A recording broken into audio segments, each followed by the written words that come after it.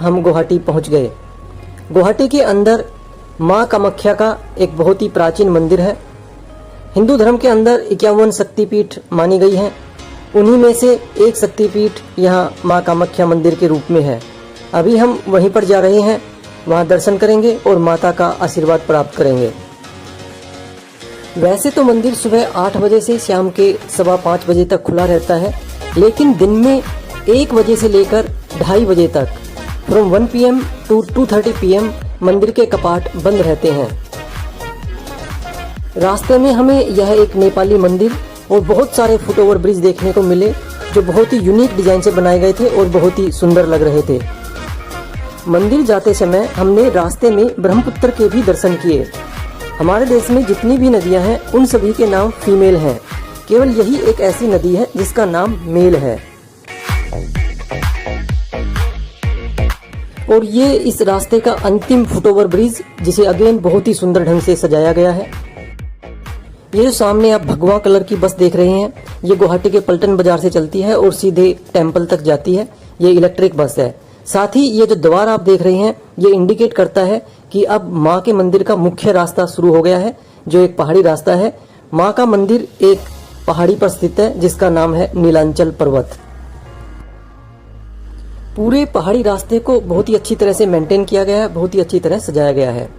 हमने टैक्सी में ही अपने जूते चप्पल और सामान रख दिया और सीधे हम पहुंचे माँ कामाख्या के मंदिर में। मुख्य मंदिर में जाने के लिए आपको कुछ सीढ़ियां चढ़नी पड़ती है। सीढ़ियों के दोनों तरफ प्रसाद की काफी सारी दुकानें हैं, जहां से आप मंदिर में चढ़ाने के लिए प्रसाद खरीद सकते हैं। टैक्सी ड्राइवर के कहने पर हमने एक पुरोहित हायर कर लिया था। हम उसी के साथ जा रहे हैं तथा उसी की दुकान से प्रसाद लेंगे।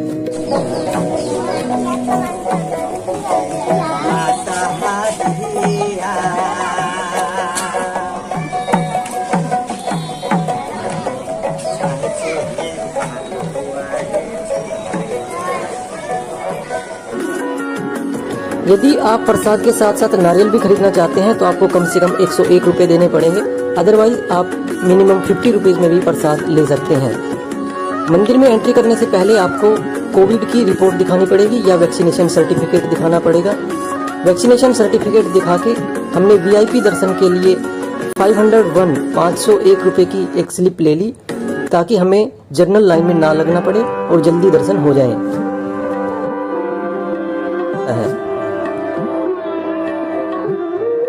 हम लगभग 2:45 बजे लाइन में लगे थे और 3:15 बजे दर्शन करके बाहर आ गए। आप जो ये लाइन देख रहे हैं, ये जनरल दर्शन के लिए लाइन है, जो काफी लंबी है। अभी हम मंदिर के पीछे वाले हिस्से में आ गए हैं, जहां से मंदिर की बहुत ही भव्य संरचना दिखाई देती है। ऐसे धार्मिक, खास करके इतने प्राचीन मंदिरों में जाने से हमें एक अलग ही तरह की ऊर्जा प्राप्त होती है। न केवल मंदिर को, बल्कि उसके आसपास का जितना भी एरिया है उसको बहुत ही अच्छी तरह से मेंटेन किया गया है, बहुत ही अच्छी तरह से डेकोरेट किया गया है। मंदिर की दीवारों पर बहुत ही सुंदर चित्रकारी की गई है, जो किसी का भी ध्यान अपनी ओर आकर्षित करने में सक्षम है। मंदिर का ये हिस्सा सबसे पुराना है, शायद 17वीं शताब्दी में इसे बनाया गया था।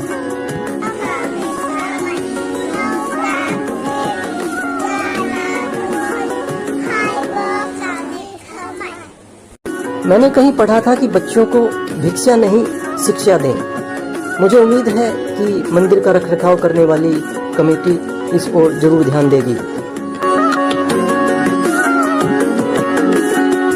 नीलांचल पर्वत पर कई सारे मंदिर हैं।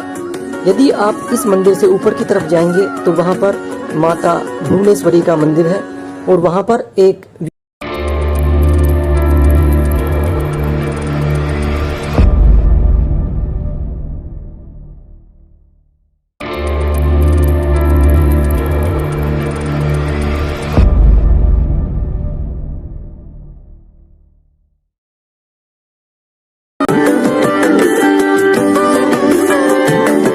मंदिर को जाने वाला जो मुख्य मार्ग है, उस मार्ग पर जगह जगह बहुत सारी ये मुराल पेंटिंग बनाई गई हैं, जो किसी हिंदू धर्म से संबंधित पौराणिक कथा को दर्शाती हैं। स्टेप बाय स्टेप उस कहानी को यहाँ पर दर्शाया गया है। हालांकि मुझे नहीं पता कि ये कौन सी कहानी है। यदि आप इस कहानी के बारे में जानते हैं तो मुझे कमेंट बॉक्स में लिखकर जरूर बताइएगा।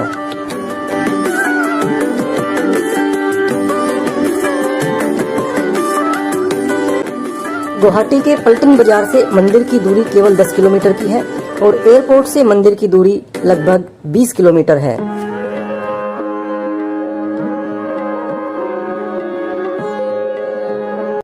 और ये रास्ते में एक और दूसरा व्यू पॉइंट है जिससे एक अलग ही तरह की गुवाहाटी की व्यू दिखाई देती है।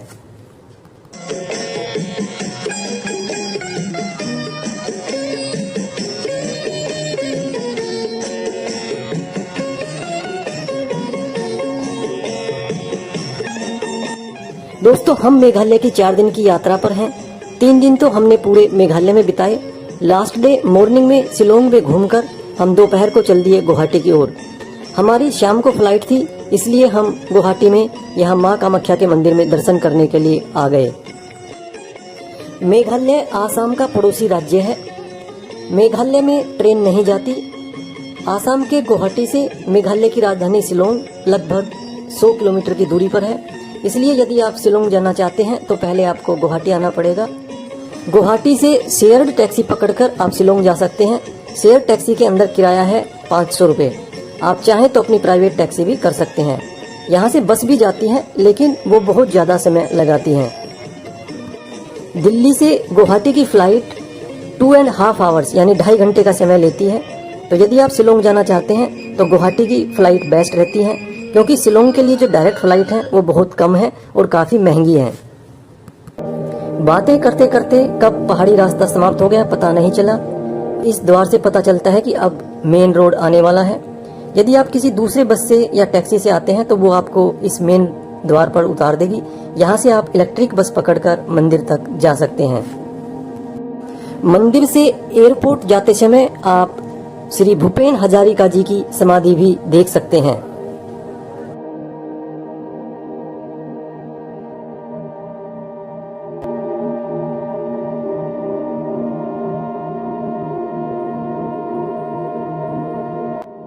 मेघालय की तरह आसाम में भी सूर्यास्त 1 घंटे पहले हो जाता है। हमने अपनी यात्रा का अंतिम भोजन इस रेस्टोरेंट में किया, जहां पर हमें एक राइस प्लेट के लिए 100 रुपीज देने पड़े। 5:30 बजे हम एयरपोर्ट पर आ गए थे। हमारी फ्लाइट 7:20 पर थी। गुवाहाटी का एयरपोर्ट काफ़ी छोटा है और यहाँ पर हमने एक चीज़ नोट की कि जल्दी आने का फ़ायदा नहीं है। यहाँ पर बोर्डिंग भी केवल आधा घंटे पहले ही खुलती है। एयरपोर्ट छोटा भले ही था, लेकिन इसे बहुत ही सुंदर ढंग से डेकोरेट किया गया था। जगह जगह आसाम की कल्चर को दर्शाती पेंटिंग और कलाकृतियाँ लगाई गई थी।